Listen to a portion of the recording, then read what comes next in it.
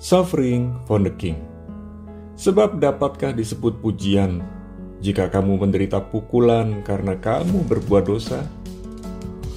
Tetapi jika kamu berbuat baik dan karena itu kamu harus menderita, maka itu adalah kasih karunia pada Allah. 1 Petrus 2 ayat 20. Welcome September 2022. Tanpa terasa, kita sudah masuk bulan September di tahun 2022 ini. Tema renungan bulan September 2022 untuk Kingswood ini adalah Suffering for the King, menderita bagi Sang Raja.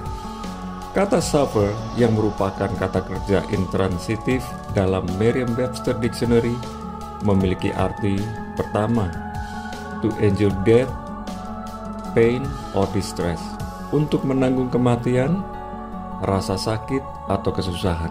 Yang kedua, to sustain loss or damage, untuk mempertahankan kerugian atau kerusakan. Dalam arti sederhana, kata suffering adalah menanggung penderitaan.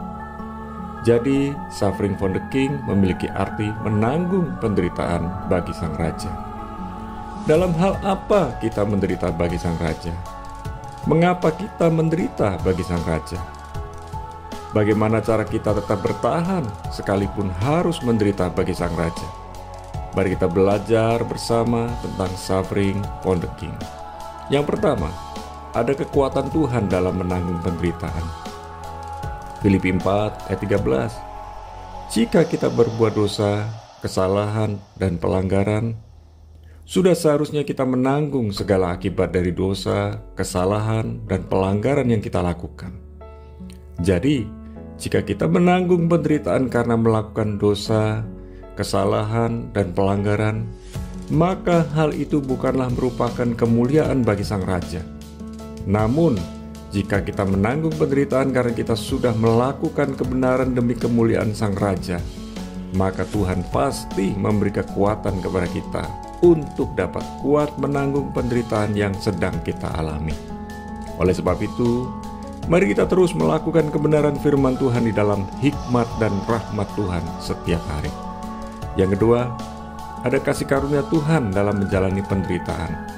1 Petrus 2 ayat 20. Kasih karunia Tuhan tidak hanya cukup bagi kita, namun kasih karunia Tuhan itu lebih dari cukup bagi kita.